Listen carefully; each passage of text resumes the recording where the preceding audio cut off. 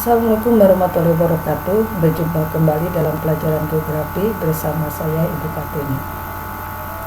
Apakah kalian pernah memikirkan mengapa iklim di permukaan bumi berbeda-beda? Faktor-faktor apakah yang menyebabkannya? Pertanyaan-pertanyaan tersebut akan kita bahas dalam materi klasifikasi iklim berikut. Di klasifikasi iklim. Oke, di sini Ibu akan membahas beberapa klasifikasi iklim ya. Banyak iklim itu ada 5 ya. Ada klasifikasi 5. Kenapa berbeda-beda? Karena memang sudut pandang pengklasifikasiannya yang berbeda. Yang pertama adalah iklim matahari. Iklim matahari ini berdasarkan banyaknya penyinaran yang diperoleh oleh permukaan bumi. Berarti hari ini iklim ini berdasarkan letak lintang atau garis lintang. Oke, berdasarkan letak lintang atau iklim matahari, bumi kita dibagi menjadi pertama yang lintangnya 0 sampai 23,5 derajat, baik lintang utara lintang selatan, itu masuk ke iklim tropis. Ya. Kemudian kalau lintang negara tersebut 23,5 derajat sampai 40 derajat, lintang utara lintang selatan, itu termasuk iklim subtropis. Ya, di sini sudah 4 musim ya. Kemudian dari 40 derajat sampai 66,5 derajat itu disebut iklim sedang. Nah, dari 66,5 derajat sampai ke 90 derajat ya, kutub utara dan atau kutub selatan, ini adalah iklim dingin. Ini kalau berdasarkan letak lintang. Nah, sekarang kita Indonesia letak lintangnya berapa? Ada yang ingat? Oke, betul sekali. Indonesia letak lintangnya 6 derajat lintang utara sampai 11 derajat lintang selatan. Berarti zona iklim Indonesia di sini ya. Jadi kalau klasifikasi iklim berdasarkan matahari, Indonesia termasuk iklim tropis. Oke. Klasifikasi iklim yang kedua adalah yang disebut dengan iklim Junghun. Ya, Junghun ini adalah orang Belanda yang khusus meneliti tentang iklim yang ada di Pulau Jawa. Dia mengklasifikasikan iklim berdasarkan ketinggian, ya, berdasarkan ketinggian dan tanaman apa yang cocok dalam ketinggian tersebut. Dia membagi iklim menjadi 1, 2, 3, 4.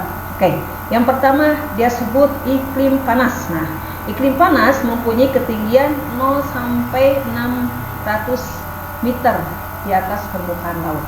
Jadi kalau ketinggian di daerah tersebut 0 sampai 600 meter dpl berarti termasuk iklim panas atau zona panas. Nah, tumbuhan apa yang cocok di situ ya?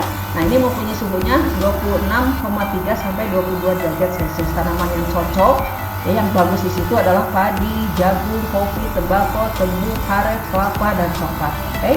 Yang kedua, kalau ketinggiannya 600 sampai 1500 meter dpl termasuk iklim zona sedang. Akan mempunyai suhu 22 derajat sampai 17,1 derajat Celcius. Apa tanaman yang cocok di sini? Itu padi masih bisa ya, tembakau ya, teh, kopi, coklat, kina, sayur-sayuran. Tapi yang paling bagus ini adalah sayur-sayuran ya. Kemudian yang ketiga adalah zona sejuk ya. Zona sejuk itu kalau ketinggiannya 1500 sampai 2500 meter dpl. Suhunya sudah mulai dingin nih, 17,1 sampai 11 derajat lintang derajat Celcius. Tanaman yang cocok di sini adalah teh, kopi, kina dan sayur mayur ya. Kemudian yang di atas ketinggian 2500 di atas permukaan laut ini sudah merupakan zona dingin. Ini sudah tidak bisa dibudidayakan kecuali tanaman-tanaman seperti ini ya. Karena kenapa di sini sudah dingin loh, lihat suhunya 11,1 sampai 6,2 derajat Celcius. Kenapa makin tinggi makin dingin? Nah, kalian sudah menjawab sendiri kemarin yang mengerjakan ya, karena terjadi gradien termometrik. Oke.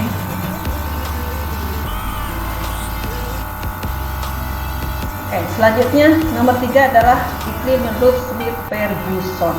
Ya, ini 2 orang namanya Smith dan Ferguson kemudian digabungkan. Nah, Smith-Ferguson ini menggunakan iklim berdasarkan banyaknya bulan kering dengan bulan basah ya. Oke. Smith-Ferguson ini menggunakan gradien atau indeks Q, yaitu persentase nilai perbandingan antara jumlah rata-rata bulan kering dan jumlah rata-rata bulan basah. Nah, menurut Smith-Ferguson ya, yang disebut bulan kering adalah bulan yang curah hujannya rata-rata kurang dari 60 mm.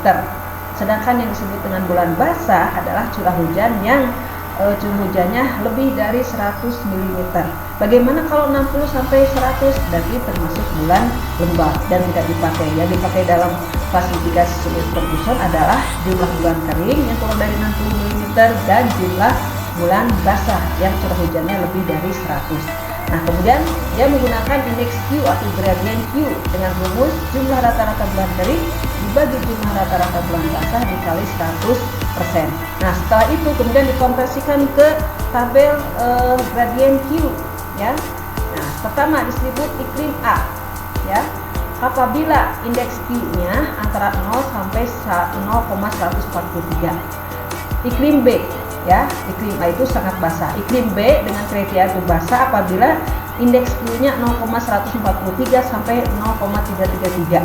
Kemudian iklim C atau agak basah kalau indeks Q-nya 0,33 sampai 0 antara 0,3 sampai 0,6, ya.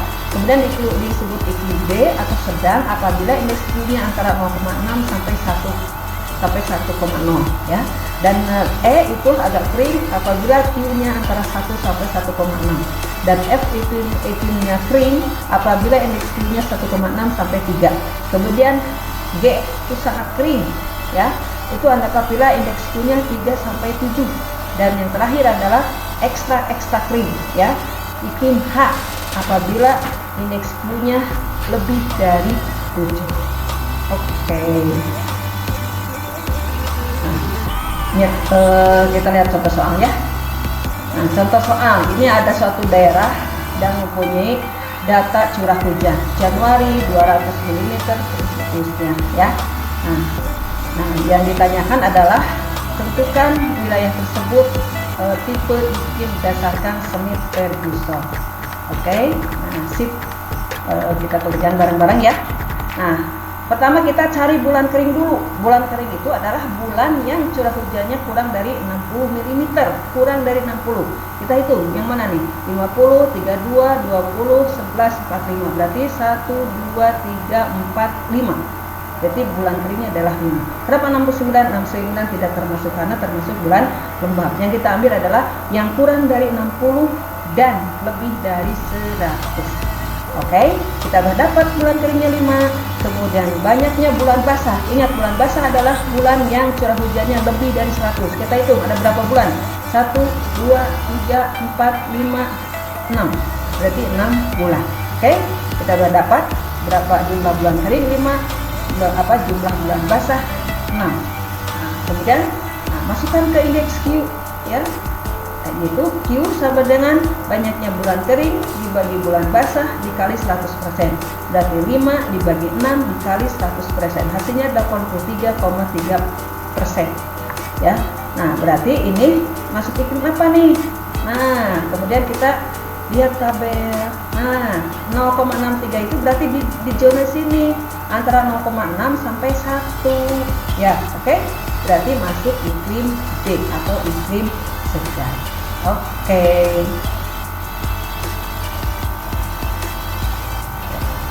Oke, yang keempat klasifikasi iklim selanjutnya adalah iklim Köppen. Ya, iklim Köppen ini iklim yang sangat kompleks sekali, ya, karena banyak sekali atributnya. Nah, pada dasarnya dia mengklasifikasikan iklim berdasarkan suhu dan curah hujan. Nah, Köppen membagi iklim di dunia itu menjadi 5 kelompok besar, ya. Nah, pertama itu iklim A, yaitu iklim tropis. Pada iklim tropis ini kalau dia dari suhunya dia bulan terdingin saja ya lebih dari 18 derajat Celcius, ya. Jadi kalau di iklim A yang disebut dengan iklim tropis, suhu minimal paling dingin adalah 18 derajat Celcius, ya. Kemudian kelembabannya tinggi, ya, kelembaban udaranya tinggi. Nah, iklim tropis juga dibagi 3, ada AF, ada AW, ada AM, ya.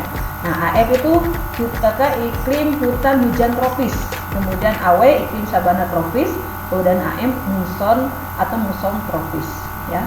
Kalau Indonesia ini AF di sebelah bagian barat, ya, kemudian utara, kemudian AW itu seperti Nusa Tenggara, ya, AM Indonesia bagian tengah ini. Kemudian yang kedua adalah iklim B, yaitu iklim kering ya. Proses penguapan lebih tinggi dibandingkan dengan hujan sehingga tidak ada cadangan air ya. Nah, ini B itu dikombinasikan dengan BS, artinya iklim stepa. Kemudian BW iklim gurun.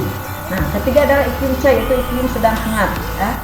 Dengan indikator suhu rata-rata bulan sekitar minus 3 derajat Celcius sampai 18 derajat Celcius. Berarti ini suhu tertinggi 18 derajat Celcius ya. Dari CF iklim lembab ya, kemudian CW, CS keterangannya.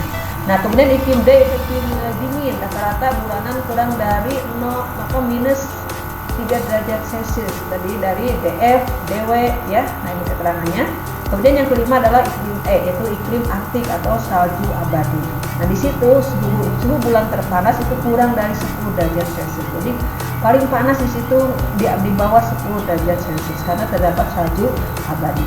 Ya, kombinasinya ada iklim tundra, iklim kutub, iklim salju pegunungan, kemudian tinggi ya. Oke.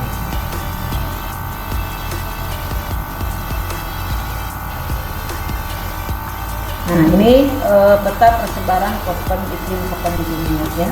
Dengan ini yang iklim hujan tropis itu warna pink ya. Ini di Amerika Selatan, kemudian di Afrika bagian tengah ya.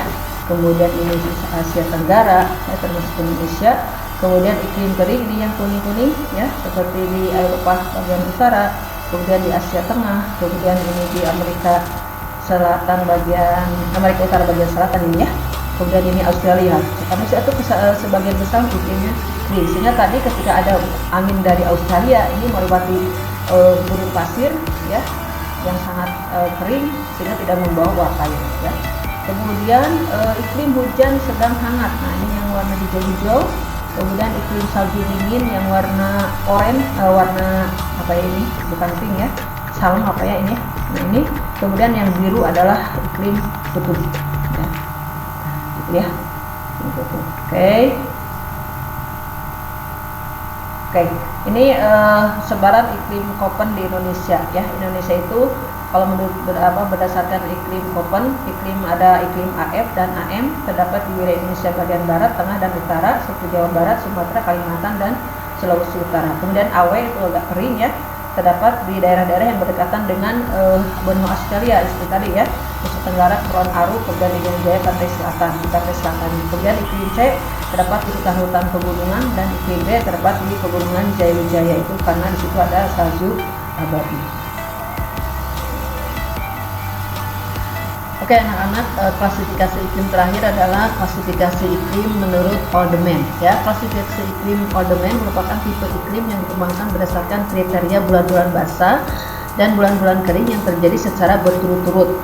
Klasifikasi tipe iklim Haldeman sangat relevan untuk klasifikasi lahan pertanian, ya, lahan pertanian tanaman pangan, terlebih untuk Indonesia ya. Mungkin itu materi yang Ibu sampaikan, yang mudah-mudahan sangat bermanfaat, dan kalau kalian masih banyak yang tidak dimengerti silahkan boleh tanya lewat WA langsung atau di kolom umum ya. Oke, mudah-mudahan bermanfaat. Mohon maaf apabila ada kekurangannya. Assalamualaikum warahmatullahi wabarakatuh.